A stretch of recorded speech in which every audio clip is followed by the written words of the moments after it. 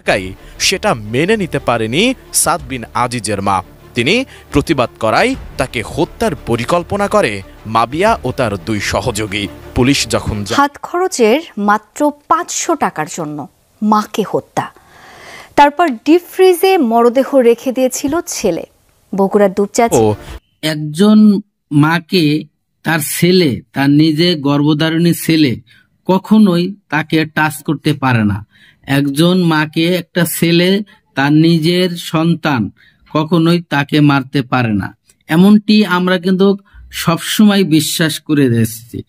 এবং এই ঘটনাটা যে বগুড়ার যে ঘটনাটি ঘটেছে, মাকে ছেলে মেরে ফ্রিজের মধ্যে আটকায় থইছে।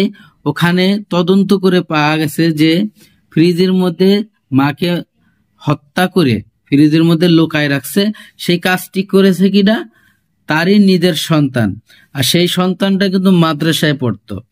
আপনাদেরকে একটি কথা বলতে চাই, যদি মাদ্রাসায় শিক্ষা গ্রহণ করে এবং তার নিজের বাবা, নিজের গর্ভধারিণী জন্মদাতা বাবা, সেই বাবাও কিন্তু ওই মাদ্রাসার একজন শিক্ষক, তাদের একটা মান সম্মান আছে, তাদের একটা ইজ্জত আছে।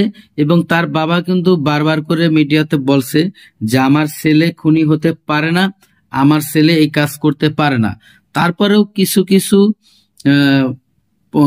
কথা প্রচার হয়েছে যে তারই মাকে তার ছেলেই হত্যা করেছে। দর্শক, ঘটনাটি সঠিক তদন্ত এখন পাওয়া গেছে। এখন পাওয়ার পরে এই ধারণাটা কিন্তু মানুষের চেঞ্জ হয়ে গেছে, কারণ দেখছে তদন্ত করে, সিসি ক্যামেরা ফুটেজ যখন দেখলো সঠিক তদন্ত, তখন কিন্তু তারা পেয়েছে। দর্শক, গোয়েন্দা বিভাগের অফিসাররা বলতেছে যে তার মাকে এই ছেলে হত্যা করে নাই, হত্যা করছে তারই ভাড়াইটেরা। তো এই যে ঘটনাটি ঘটলো ওখানে এবং তার মাকে তার ছেলে মারে ফেলছে, এই তদন্তগুলো না করে এখন সোশ্যাল মিডিয়া কিন্তু পুরা তোড়পাড়। কারণ শিক্ষা গ্রহণ করছে মাদ্রাসায়, সেই মাদ্রাসার একটি ছাত্র তার নিজের মাকে হত্যা করেছে, এরকমেরও কিছু নিউজ করেছে। এখানে কিন্তু ইসলামকে ছোট করে দেখা হয়েছে। কারণ এই জন্যই ছোট করে দেখা হয়েছে যে মাদ্রাসায় পড়া, কোরআন শিক্ষা গ্রহণ করা একটি ছেলে তার মাকে যদি হত্যা করতে পারে, তাহলে ওই শিক্ষার মান কতটা কমাই দিছে এই কিছু গণমাধ্যম। দর্শক, যে ঘটনাটি ঘটেছিল তার নিজের বাবার মুখের থেকে, ছেলের নিজের বাবার মুখের থেকে আপনারা কথাগুলো শুনুন, শুনলে বুঝতে পারবেন কি হয়েছিল। তা আমি বেশি কথা বাড়াবো না, চলে যাব সেই মূল ভিডিওতে। মূল ভিডিওতে যাওয়ার আগে ছোট্ট করে একটি রিকোয়েস্ট করব, দর্শক আপনি যদি আমার চ্যানেলের নতুন বন্ধু হয়ে থাকেন, ভালো লাগলে চ্যানেলটিকে সাবস্ক্রাইব করে রাখবেন, ভিডিওগুলো লাইক কমেন্ট হয়েছে বা ডাকাতি প্রচেষ্টা হয়েছে, এই পুরো নাটকটা হচ্ছে সে সাজায়। খুনের পরদিন জিজ্ঞাসাবাদের জন্য সাদকে আটক করেছিল র্যাব। মেহেরুল সুজন, যমুনা নিউজ।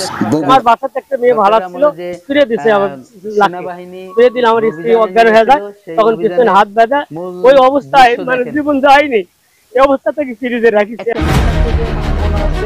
গত 10 নভেম্বর থেকে যে নাটক চলছিল, সেই নাটকের মূল চরিত্রটা কোনো এক অজানা কারণে মা উম্মে সালমার ছেলে সাদ বিন আজিজের ওপরে পড়েছিল। গোটা দেশে নিন্দার ঝড় বয়ে গেছে। ছেলে মাকে হত্যা করতে পারে এমন প্রশ্ন ছিল বগুড়া সহ গোটা দেশের মানুষের কাছে। যখনই পুলিশ তাকে রিমান্ডে নিল, দ্বিতীয় দিনেই বের হয়ে গেল ঘটনার আসল রহস্য। বাড়ির ভাড়াটিয়া মাবিয়া অসামাজিক কাজে লিপ্ত থাকায় সেটা মেনে নিতে পারেনি সাদ বিন আজিজের মা। তিনি প্রতিবাদ করায় তাকে হত্যার পরিকল্পনা করে মাবিয়া ও তার 2 সহযোগী। পুলিশ যখন জানল তার ছেলে মাকে খুন করেনি, তখন বাবা মাওলানা আজিজার রহমান কষ্টের মধ্যেও মুখে হাসি এনে বললেন, আমি জানতাম আমার ছেলে এ কাজ করতে পারে না। আমার স্ত্রী আমাকে গত সপ্তাহে বলেছিল ওকে রাখা যাবে না, তুমি বের করে দাও। আমি বলেছি, আমাকে বলছে ভাই এই মাসটা টাইম দেন, 8 দিন টাইম দেন, আমি বের হচ্ছি। আমার স্ত্রী এবার ঝগড়াও হচ্ছে একদিন। আমার স্ত্রী বলছে আপনি চলে যান, ভাড়া দেওয়া লাগবে না। সে বলছে যে আপনি কি বলেন, অজবাদকে বের করে দিতে পারবেন, খারাপের কি দেখেছেন, এ ধরনের কথা সে বলিছে আর কি। সেগুলোর কারণে মানে আমার স্ত্রী আমাকে ঘটনা 2 দিন আগেও বলেছে যে তুমি হয়তো বুঝতেছো লোক বের করতে লাগবে, ওই যে অঘটন ঘটাতে পারে, এ কথা আমাকে সে বলছিল আর কি।